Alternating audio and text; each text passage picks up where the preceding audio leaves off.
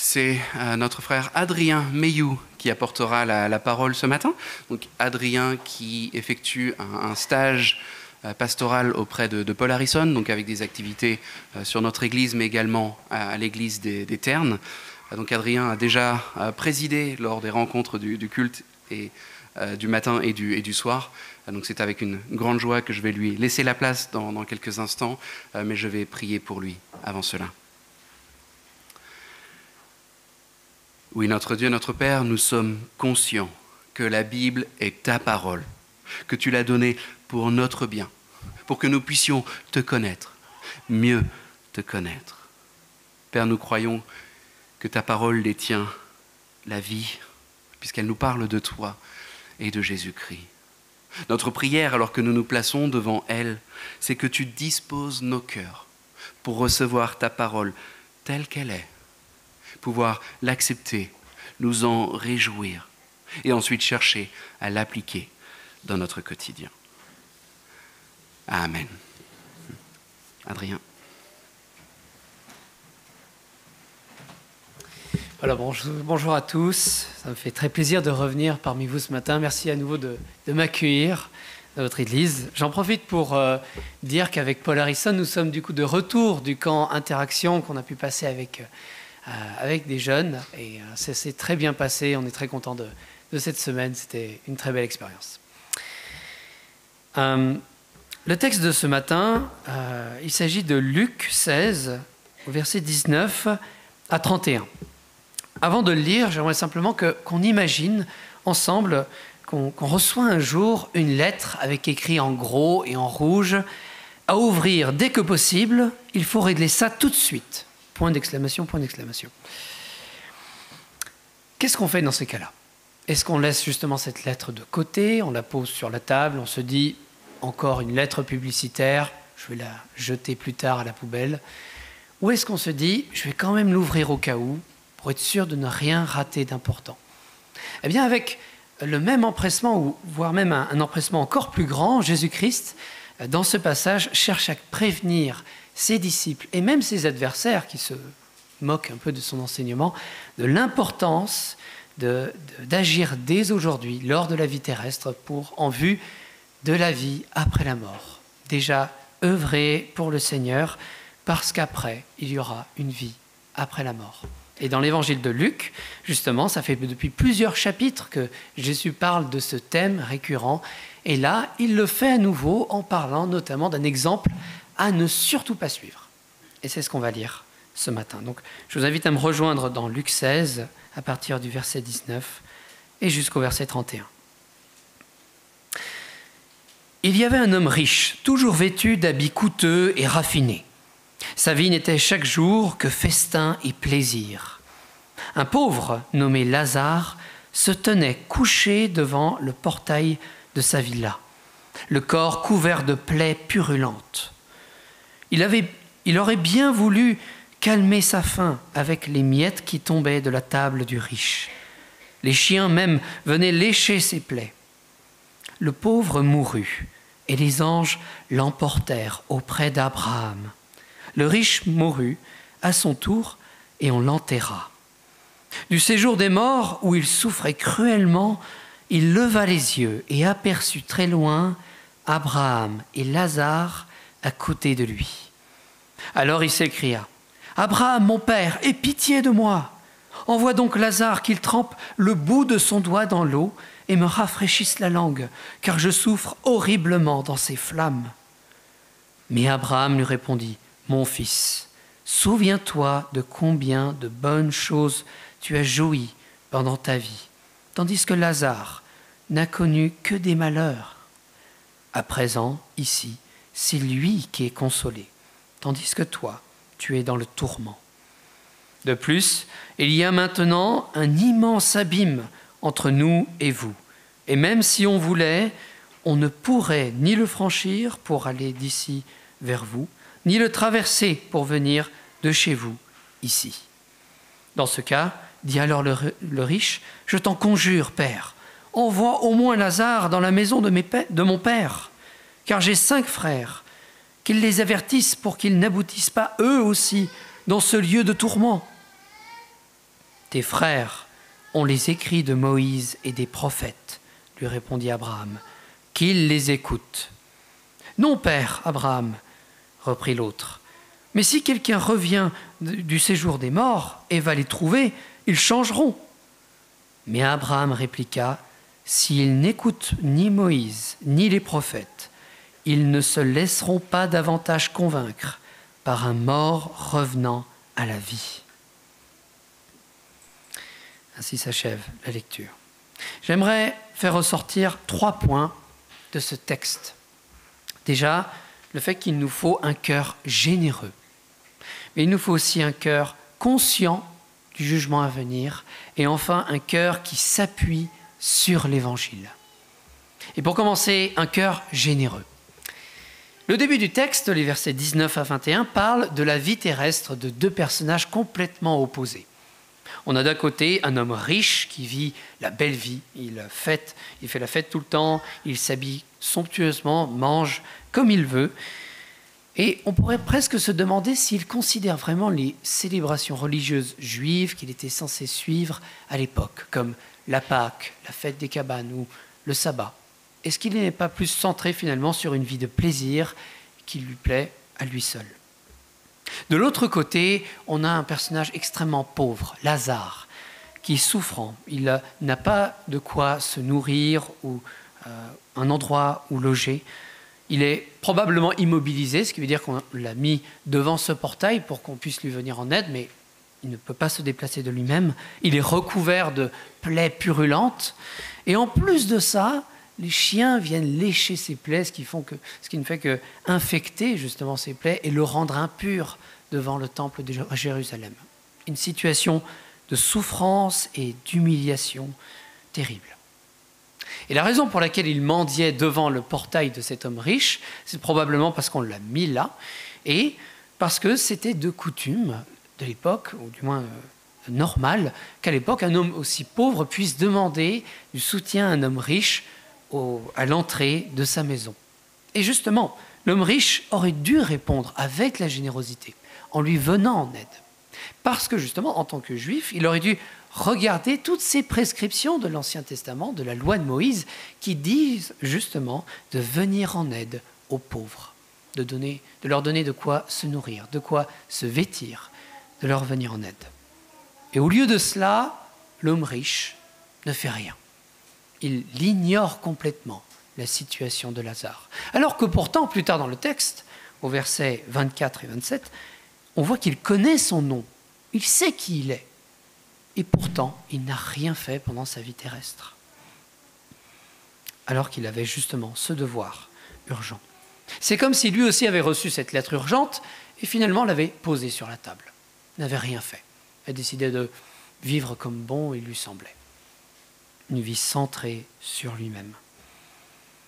Si on regarde encore une fois le personnage de Lazare, on remarque au contraire, au lieu d'un égoïsme et d'un cœur dur, on remarque plutôt un comportement humble.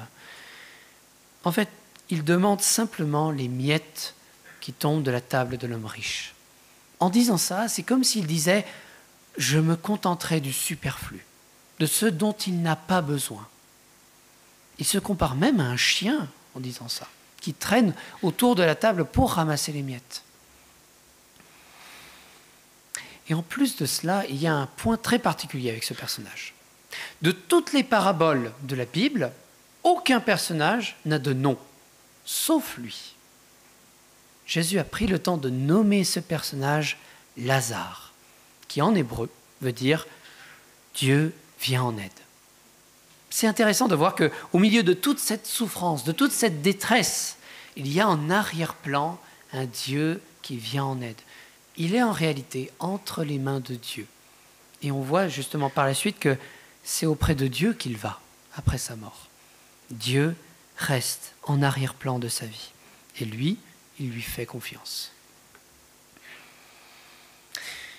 Et justement, qu'est-ce que nous, on est appelés à faire face à ce genre de situation ? Pour reprendre justement ces lois de l'Ancien Testament qui prescrivaient aux Israélites d'aider les pauvres qui sont démunis, eh bien, Dieu invoque une raison bien particulière. Dieu dit justement aux Israélites que vous aussi, vous étiez démunis et vous étiez en souffrance, quand vous étiez en Égypte, esclaves. Et qu'est-ce que Dieu a fait dans cette situation? Il les a libérés. Il leur est venu en aide. Et Dieu, dans l'Ancien Testament, invite les Israélites à avoir la même générosité envers ceux qui sont souffrants, qui eux aussi souffrent. Eh bien, je pense que nous aussi, on peut avoir la même motivation aujourd'hui. Pourquoi? Parce que nous aussi, nous avions une situation de détresse. À la base, nous sommes censés être condamnés pour nos péchés. Nous sommes dans une détresse spirituelle urgente. Et au milieu de tout cela, Dieu nous est venu en aide. Jésus-Christ est venu sur terre pour se sacrifier et pour nous déclarer justes au lieu de nous déclarer coupables. Dieu, Jésus-Christ, a pris le temps de déverser sa générosité sur nous pour nous sauver de cette situation. Et de la même manière, nous aussi, nous sommes appelés à être sensibles à la situation de ceux qui sont démunis, de ceux qui sont dans la détresse. Et être inspirés par cette générosité du Christ, appliquer cette même générosité autour de nous. Au jour d'aujourd'hui, d'après une étude qui a été faite en 2021, on trouve 300 000 SDF en France qui sont dans la détresse et dans le besoin. Et apparemment, 83% de ces SDF se sentent rejetés par la société. Est-ce que ce n'est pas justement l'occasion de répandre l'amour du Christ face à cette situation, de révéler la générosité de Dieu au travers de notre comportement? Comment est-ce qu'on peut répandre cette générosité? Parfois, on est déstabilisé de se dire, c'est difficile justement de trouver une bonne solution pour quelqu'un qui est tellement dans une telle détresse. Mais des choses simples comme un peu d'argent, un peu de nourriture, juste un vêtement, peut venir en aide à ces personnes-là et peut montrer à quel point Christ les aime. Ou simplement, si on a un contact qui est prêt à les aider, comme une association ou une personne volontaire, simplement leur donner ce contact, c'est déjà quelque chose de tellement précieux. Dieu nous invite, Jésus-Christ nous invite à avoir un cœur qui est généreux. Et d'ailleurs, c'est ce qu'il souligne en Jean 13, les versets 34 à 35, où il dit « Je vous donne un commandement nouveau », il parle à ses disciples. « Aimez-vous les uns les autres, oui, comme je vous ai aimés. Aimez-vous les uns les autres. À ceux-ci, tous reconnaîtront que vous êtes mes disciples, à l'amour que vous aurez les uns pour les autres. » Certes, Jésus-Christ parle de l'amour que les chrétiens peuvent avoir les uns envers les autres. Mais c'est un amour qui se partage même au-delà de l'Église. Et c'est à cet amour profond et généreux qu'on reconnaîtra que nous appartenons à Christ. Un deuxième point, un cœur conscient du jugement à venir. Reprenons l'image de cette enveloppe avec un mot urgent dessus. Imaginons que justement on ait reçu cette enveloppe et qu'on ait décidé de ne pas l'ouvrir. Un beau jour, on nous appelle et on nous dit « La Cour de justice vous appelle pour un procès dans lequel vous êtes impliqué. » Vous venez au tribunal et vous vous retrouvez condamné pour une affaire dont vous n'êtes même pas au courant. Vous ne connaissez pas les tenants ou les aboutissants et pourtant, vous êtes condamné. Tout ça parce que en fait, vous n'avez pas ouvert cette enveloppe qui vous aurait tout expliqué, toute la situation et à quel point c'était urgent. C'est un peu la même situation avec l'homme riche dans ce passage. Au verset 22 à 26, on nous explique qu'est-ce qui arrive à nos deux personnages après leur mort. L'homme riche est complètement décontenancé de voir que ce n'est pas lui qui se retrouve auprès d'Abraham, c'est Lazare. Ce n'est pas lui. Et en voyant Lazare au loin, il prend conscience de la situation dans laquelle il est et à quel point il peut avoir des regrets pour cette vie terrestre où il n'a rien fait pour changer cela. Ce qui est intéressant, c'est que Jésus souligne particulièrement à quel point cette question de la vie après la mort est urgente. En fait, au verset 26, le personnage d'Abraham parle justement de cet abîme qu'il y a entre le séjour des morts et les cieux, et à quel point la situation est irrémédiable. Tout ça pour dire qu'il n'y aura pas de retour en arrière. Quand notre mort viendra et quand nous auront le jugement de Dieu, il n'y aura pas de retour en arrière. Lazare sera éternellement avec Abraham et l'homme riche sera éternellement au séjour des morts. Et c'est pour cela que c'est un message aussi important aujourd'hui. Nous devons prendre conscience que le jugement qui vient est définitif. D'ailleurs, quand on regarde l'Ancien Testament, parfois le peuple d'Israël, le peuple de Dieu, avait un cœur trop dur, trop pécheur, qui ne pouvait plus revenir à Dieu. Et pour ça, Dieu a utilisé des moyens qui étaient très forts de jugement, où le peuple entier était même déporté par un autre peuple barbare et était ainsi condamné. Mais c'était pour que plus tard, il puisse revenir sur la terre promise et repartir de zéro avec Dieu. Mais là, ce n'est pas le cas. Il n'y a pas de retour sur la terre promise. Il n'y a pas de retour en arrière. C'est définitif.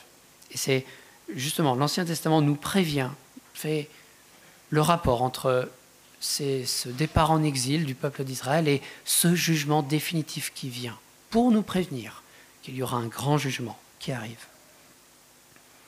Alors, on peut se poser la question, pourquoi est-ce que l'homme riche finit dans le séjour des morts et Lazare là-haut auprès d'Abraham? Est-ce que c'est parce que l'homme riche était simplement riche et heureux? Non. Est-ce que c'est parce que Lazare était pauvre et souffrant? Ce n'est pas aussi simple que ça. On va essayer de comprendre justement quelle était l'intention de Dieu au travers de ce jugement. En fait, on remarque dans ce texte qu'il y a un renversement complet de situation. Et c'est le verset 25 qui souligne particulièrement ça. Alors que l'un était dans la misère et la souffrance, c'est lui qui est consolé auprès d'Abraham. Alors que l'autre était dans une vie heureuse et pleine de richesses, c'est lui qui est dans une souffrance éternelle. Lors de sa vie terrestre, Lazare demandait des miettes de pain. Dans le séjour des morts, c'est maintenant l'homme riche qui demande une goutte d'eau pour rafraîchir sa langue. Et surtout, alors que l'homme riche n'est pas venu en aide à son prochain lors de sa vie terrestre, à son tour, on ne lui vient pas en aide dans le séjour des morts. Et c'est ça qu'il faut comprendre, c'est que en réalité, l'homme riche et Lazare sont surtout jugés pour ce qu'ils ont fait lors de la vie terrestre, pas forcément sur leur richesse, sur leur souffrance ou quoi, mais sur ce qu'ils ont fait finalement, et sur en qui ils mettaient leur confiance. Et alors que l'homme riche était plein d'égoïsme et d'individualisme, il se retrouve dans le séjour des morts, alors que Lazare, lui, remettait sa confiance en Dieu. Et c'est Abraham qui le rejoint. Mais j'aimerais remettre une chose bien au clair. Nous sommes sauvés par notre foi en Jésus-Christ et en Dieu. Comme on l'a chanté tout à l'heure, avec Sola Gratia, c'est par la grâce que nous sommes sauvés. Nos efforts ne suffisent pas pour nous déclarer justes. Et Jésus, dans ce texte, n'essaie pas de dire que nous devons faire des efforts jusqu'à ce qu'on soit déclaré juste. Luc, dans son évangile, appuie beaucoup plus sur le fait que nous sommes sauvés par la foi en Jésus-Christ, par grâce. Mais le fait de suivre Jésus-Christ, ça implique un changement de cœur et de comportement profond. On devrait justement, parce qu'on suit le Christ et qu'on est sauvé par lui, être inspiré par sa générosité envers les démunis et faire comme lui. Et quand il a été question de voir le cœur et les agissements de l'homme riche, Dieu n'y a vu qu'un cœur dur, égoïste, qui ne regarde pas les autres et qui ne regarde pas Dieu. Et c'est ça qu'il faut qu'on comprenne bien. Donc d'un côté, nous avons un personnage qui a choisi de s'en remettre à Dieu malgré sa souffrance et sa pauvreté, Lazare, et qui finit auprès des justes, auprès de Dieu. Et de l'autre, on a cet homme riche qui, lui, a choisi une vie de plaisir, de richesse, centrée sur lui-même. Il a choisi de ne pas regarder à ceux qui sont démunis et il a même choisi de ne pas faire attention à ce que Dieu pensait de sa vie. Et au bout du compte, ce qu'il vit dans le séjour des morts, ce n'est que le prolongement de ses choix, en quelque sorte. Il a choisi une vie de richesse, une vie sans Dieu et une vie où il n'aide pas les autres. Mais au bout du compte, ce que Jésus a tant enseigné justement dans les chapitres précédents, c'est justement que au moment de la mort, toutes ces richesses, tous ces plaisirs, ça ne passe pas. ça ne nous suivra pas au moment de notre mort. Ce qui fait qu'au moment où l'homme riche est mort, il n'a plus ses richesses, il n'a plus ses plaisirs. Et à la place, il a une vie de tourment et de souffrance. Certes, il n'a pas choisi une vie éternelle au séjour des morts, dans la souffrance, dans la détresse, mais il a choisi une vie sans Dieu. Au bout du compte, il arrive à un endroit où Dieu n'est pas, où Dieu n'est pas là. Il a choisi une vie où il ne viendrait pas en aide à ceux qui sont démunis. Eh bien, il finit à un endroit où personne ne lui viendrait en aide. Au bout du compte, on a un prolongement de ses choix lors de sa vie terrestre. Et on a même une continuité dans un détail intéressant, c'est que quand l'homme riche parle à Abraham, il ne parle pas du tout à Lazare. Et Lazare, il parle de lui comme si c'était un peu le larbin qui devait aller faire ci, qui devait aller faire ça. Il faut envoyer Lazare pour prévenir les autres, il faut envoyer Lazare pour me donner une goutte d'eau. Est-ce qu'il a vraiment... Certes, l'homme riche a beaucoup de regrets en voyant sa situation au séjour des morts, mais est-ce qu'il a vraiment changé de mentalité par rapport à Lazare? Ou est-ce qu'on n'a pas plutôt une continuité entre sa mentalité quand il était sur terre et sa mentalité maintenant qu'il est au séjour des morts? Nous devons avoir un cœur conscient face au jugement qui arrive. Nous serons tous confrontés à un jugement comme celui-ci entre les cieux, la présence de Dieu et le séjour des morts. Et c'est dès aujourd'hui que nous devons prendre position sur qui je suis finalement. Est-ce que j'ai choisi de suivre Jésus-Christ, qui est le chemin, la vérité et la vie, ou est-ce que je décide de suivre mes propres désirs, qui risquent de mener à une souffrance éternelle, à une mort certaine? Prenons position dès maintenant par rapport au jugement à venir. Et enfin, un cœur fondé sur l'Évangile. La discussion entre l'homme riche et Abraham continue, dans les versets 27 à 31, mais le sujet a changé. Maintenant, l'homme riche a accepté son sort avec beaucoup de regrets, et à présent, il se préoccupe de ceux qui l'aiment encore, qui sont sur terre, et qui pourraient faire la même erreur que lui, de ne pas se préoccuper de cette question de la vie après la mort. Il parle de ses frères qui sont encore vivants et de sa famille. Et il veut qu'ils soient prévenus de ce qui les attend et de ce qu'ils ne devraient pas faire et de ce qu'ils devraient faire à la place. Et pour ça, l'homme riche a un raisonnement assez logique. Il se dit, il faudrait que quelqu'un du séjour des morts puisse apparaître à ceux qui sont vivants pour qu'ils puissent les prévenir. Ça paraît assez logique, mais Abraham, lui, est sur un tout autre plan. Il dit que Moïse et les prophètes sont tout à fait suffisants pour leur dire ce qui arrive. En gros, Moïse et les prophètes, c'est l'Ancien Testament, ce sont les Écritures juives, et tout ce qui a été écrit dans l'Ancien Testament devrait suffire aux gens de cette époque pour les prévenir de ce qui arrive. Mais l'homme riche ne lâche pas sur son raisonnement. Il dit, non, il faudrait quand même que quelqu'un puisse leur donner une preuve certaine de ce qui arrive. Un témoin qui a vu les choses et qui pourrait leur montrer la vérité. Mais encore une fois, Abraham dit, les Écritures sont suffisantes. Et s'il ne se laisse pas convaincre par ces Écritures, même un mort qui revient à la vie, ça ne serait pas suffisant. C'est surprenant quand même comme raisonnement, parce qu'on se dit en effet, on pourrait avoir tendance à se dire que plus il y a de preuves, plus il y a de témoins, mieux c'est. Plus on aura de chances de croire. Mais là, c'est différent. Et en fait, les choses ne s'appuient pas que sur de la logique et que sur des preuves. J'aimerais parler mentionner une citation d'Anselme de Canterbury, qui a dit une fois « Je ne cherche pas à comprendre afin de croire, mais je crois afin de comprendre.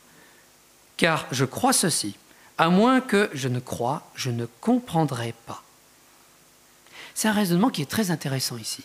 En fait, il ne faut pas que attendre les preuves, les arguments, la logique pour croire.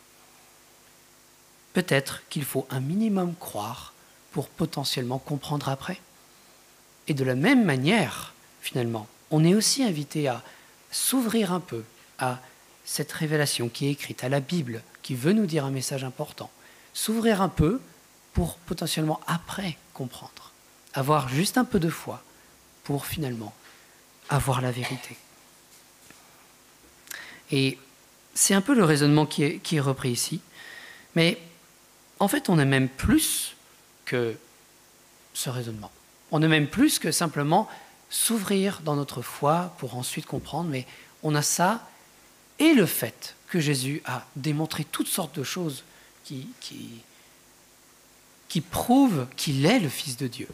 Non seulement il leur donne ce message, cet enseignement qui les invite à s'ouvrir, mais en plus de ça, Jésus a fait tellement de miracles. Il est revenu de la vie, de la mort, pardon. Il est revenu de la mort à la vie.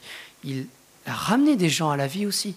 Il a montré toutes ces choses qui devraient nous montrer que justement il est le Fils de Dieu. Et on a tout ça contenu dans ce même livre. Et sur cette idée qu'on peut être bloqué sur, justement, parce qu'on n'a pas forcément suffisamment de foi pour s'ouvrir à ces choses-là, même les plus grands arguments du monde ne suffisent pas pour nous convaincre. Et c'est ce qui s'est passé justement avec Jésus et les pharisiens.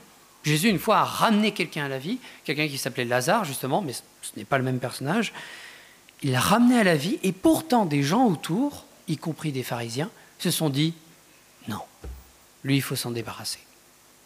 Même quelque chose d'aussi flagrant que ramener quelqu'un à la vie n'a pas suffi pour que ces gens-là croient et s'ouvrent à ce message. J'ai écouté récemment la prédication du pasteur Raphaël Hansenberger, normalement c'est la bonne prononciation, et il racontait cet exemple de cette histoire d'un ami à lui qui est non-croyant. Une fois, ils se sont donné le défi de la question « Est-ce que Dieu existe ?» Le non-croyant, lui, disait « Pas du tout, c'est une évidence que Dieu n'existe pas. » Et Raphaël lui a lancé le défi « Étudions la Bible ensemble et observons cette question. » Et pendant 1 an, ils ont parcouru la Bible, ils ont parcouru les arguments. Et au bout de cette année, son ami lui a dit « D'accord, je vois. Je vois bien que Dieu semble exister, en effet. » Mais il lui a dit « Je ne veux pas le voir. Je ne veux pas le voir. » C'est fou, après 1 an de parcours de la Bible, 1 an d'argumentation, de réflexion et de raisonnement logique, ça n'a pas suffi. Au bout du compte, il peut quand même y avoir un cœur fermé.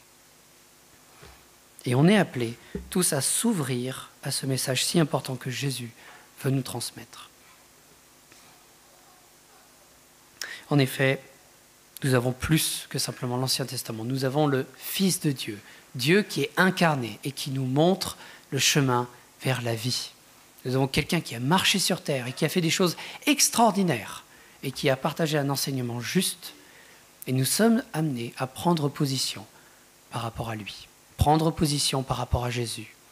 Est-ce que je vais croire ce qu'il a dit et ce qu'il a fait ou non? Et c'est là toute la question. C'est là toute la question avant justement ce jugement qui arrive. Est-ce qu'on aura suivi Jésus-Christ ou est-ce qu'on se sera contenté d'une vie sans lui faire confiance? En conclusion, nous avons reçu une enveloppe avec des gros caractères rouges qui nous dit « Urgence ». Prenons le temps de l'ouvrir et de comprendre le message qui nous est adressé. Ayons un cœur généreux, comme Jésus-Christ a lui-même été généreux envers les démunis et les pauvres. Ayons un cœur qui est conscient du jugement à venir et plaçons-nous du côté de Jésus-Christ qui veut nous donner le salut. Et enfin, posons notre cœur sur cette parole qui vient de Dieu, sur l'Évangile, sur la Bible. Et justement, c'est quand même incroyable, justement, ce livre de la Bible qui a tellement d'histoires impressionnantes et qui sont vraies en plus, qui peuvent nous permettre d'apprendre de ces expériences-là et qui peuvent nous aider à grandir. Mais en plus de toutes ces histoires, un enseignement qui est profond, qui veut nous corriger quand on se trompe, qui veut nous réconforter quand on est dans la détresse et qui veut même nous donner la voie vers le salut. Et on est d'autant plus encouragé poser notre cœur sur cette parole, à s'ouvrir à celle-ci et se laisser enseigner par cette parole. Je vais prier pour finir ce message. Seigneur, je veux te remercier parce que, en effet, tu nous as envoyé Jésus-Christ pour que l'on puisse savoir des messages aussi importants que celui-ci, pour que l'on puisse voir la vérité et pour qu'on puisse trouver la voie vers le salut. Et je prie pour que nos cœurs puissent se tourner vers toi en ce sens-là. Seigneur, que tu puisses... je veux te remercier pour cette générosité que tu as déployée pour nous et j'aimerais te prier pour que nous aussi, on ait un cœur généreux pour ceux qui sont dans la détresse. Et merci encore pour la Bible, pour cette écriture qui est tellement riche, tellement profonde et qui veut nous emmener vers la vie et vers les bons enseignements. Aide-nous à nous positionner dans ton camp et à nous laisser enrichir par tout ce que tu nous dis. Au nom de Jésus, Amen.